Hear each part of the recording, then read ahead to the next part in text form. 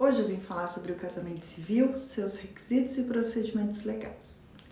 O casamento é uma das instituições mais antigas e universais da história da humanidade e é considerado uma das formas mais significativas de união entre duas pessoas.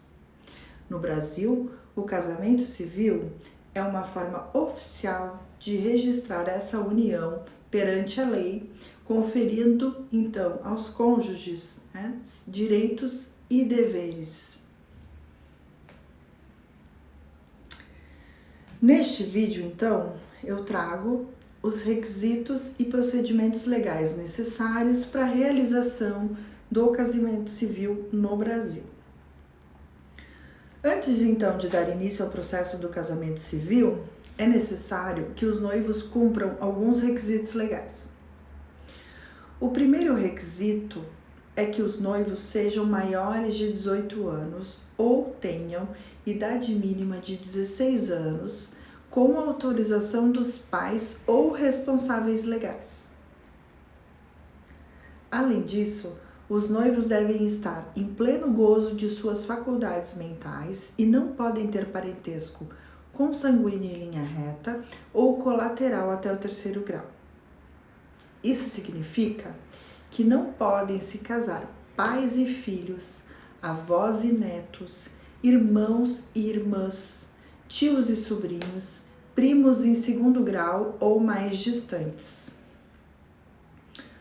Outro requisito importante é que os noivos não podem ser casados legalmente com outras pessoas, nem estar em união estável com outra pessoa. O procedimento para o casamento civil, o primeiro passo é a obtenção da certidão de habilitação, que é então emitida pelo cartório de registro civil. Para obter essa certidão, os noivos eles devem apresentar documentos pessoais como RG e CPF, certidão de nascimento ou casamento e comprovante de residência. Além disso, é necessário pagar uma taxa e agendar uma data para a realização do casamento. O prazo mínimo para a realização do casamento civil após a obtenção da certidão de habilitação é de 30 dias e o prazo máximo é de 90 dias. No dia do casamento civil, os noivos devem comparecer ao cartório de registro civil com 2 testemunhas maiores de idade que também devem apresentar documentos pessoais. O casamento ele é oficializado pelo juiz de paz ou pelo tabelião, que realiza então a leitura dos artigos do Código Civil referentes aos direitos e deveres do casal. Após a realização do casamento, é emitida a certidão de casamento que comprova então oficialmente a união entre os cônjuges. O casamento civil, ele é uma forma oficial, então, de registrar a união entre duas pessoas perante a lei. E, além disso, é um passo importante para a construção de uma família.